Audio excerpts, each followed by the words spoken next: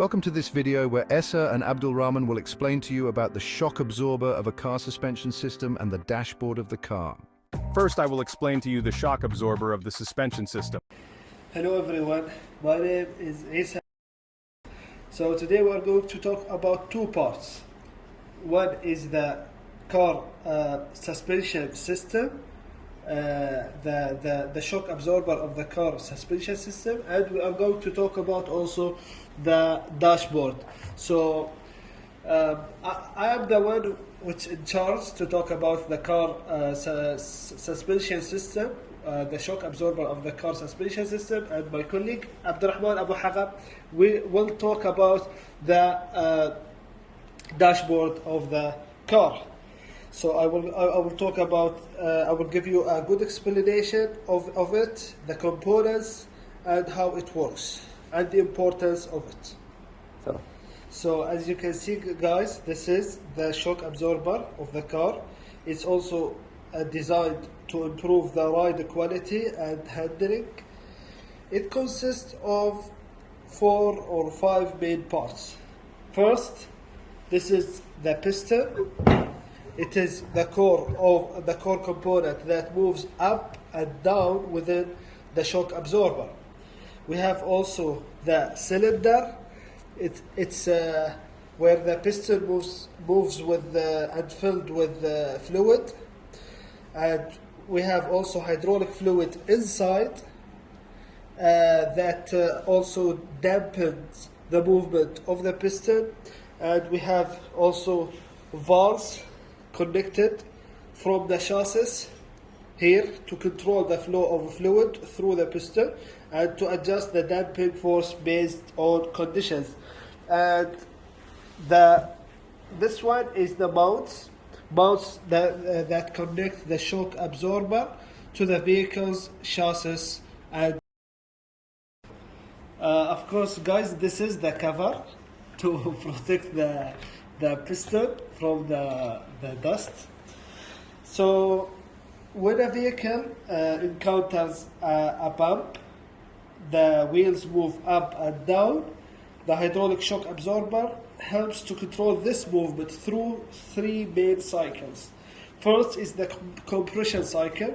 As the wheel rises, the piston compresses the fluid in the cylinder. The valves restrict the fluid flow to create resistance that slows down the movement. Then the next cycle is the rebound cycle. When the wheel returns to its origin position, the piston moves in the opposite direction so that the fluid flows back through the valves again to control the rate at which the piston moves. The last cycle, which is the energy dissipation. This process converts kinetic energy from the movement into thermal energy, which is heat, which is dissipating, reducing the bounce and stabilizing the vehicle. What's the importance of this whole cycles? First, we have by controlling the motion of the suspension, shock absorbers help provide a smooth and comfortable ride, minimizing the vibrations and impacts felt by passengers. We have also another thing that is important when they ensure the tires maintain contact with the road, improving traction and stability, which is important for safety. Also, properly working shock absorbers reduce the strain on other suspension components, which extends their lifespan. Primary hydraulic shock absorbers are important for the vehicle's performance, safety, comfort, effectively managing the complex interactions between the road and the vehicle. So this is it for my part. Now we are going to move to the next part for which is the dashboard, and my colleague Abdurrahman Abu Hagab is going to talk about. Now, I will explain to you the dashboard of the car. Hello, ladies and gentlemen. My name is Abdurrahman Ali. Today, inshallah, I'm going to continue the explanation of our dashboard. So, let's talk about the dashboard and what is important, or the importance of the dashboard. The dashboard is a critical part of a car's interior, providing the driver with essential information and controls at a glance. Let's see the components for the dashboard. We have the speedometer. Okay, the speedometer shows the vehicle's current speed. So here like 0 or 100 or up to 120. And we have also, we do have also the tachometer. The tachometer displays engine RPM revolutions per minute.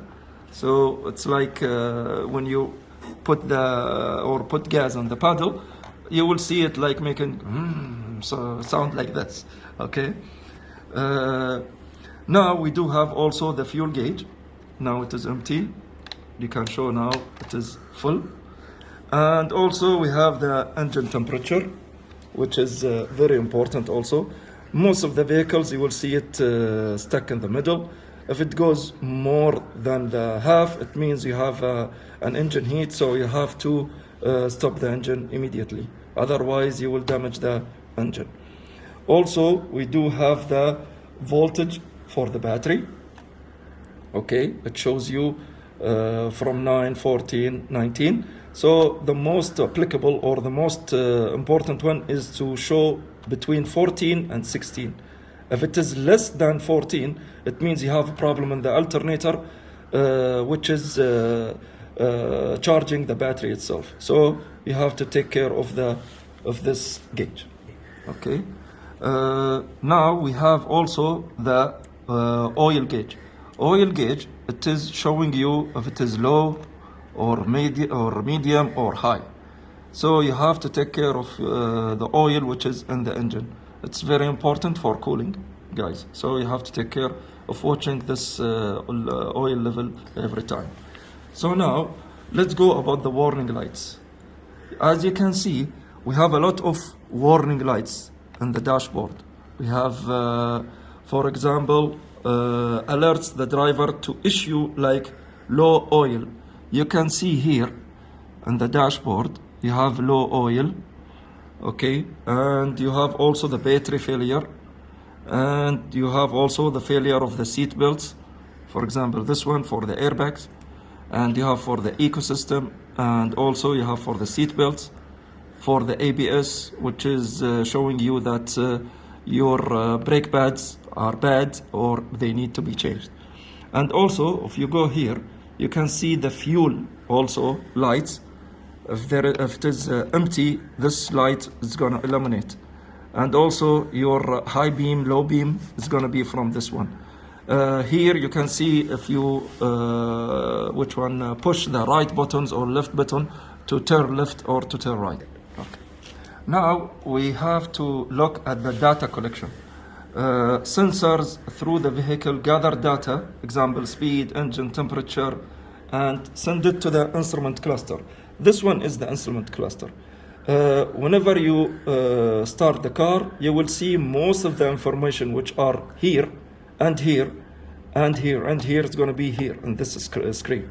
For example, we know that the speed here is in kilometer, so you will find it the same exactly reading by digital. It's going to show up here. It depends on whatever you want to see. And also, warning lights activate when sensors detect problems, providing immediate feedback to the driver. Also, you will see it here in this screen. And last of thing is the controls. The driver can easily access buttons and touch screens to manage vehicle settings, ensuring a convenient and safe driving experience through the dashboard. As you can see, I tried to open most of the dashboard, and if you're gonna put it back again together, you can see it is almost dark. You cannot see because you have to illuminate from behind. That's why we have what we call it a fully electronic device that you can see most of them needs. For example, this one is controlling the speed. This one controlling that one. It's like a micro chips. Each of one is responsible of a device here, and you can see this one are examples for lightning. So guys, this is the most important components for the dashboard, and I hope that you enjoy my explanation and my colleagues Isa, and inshallah see you next time in next videos. All the best and goodbye.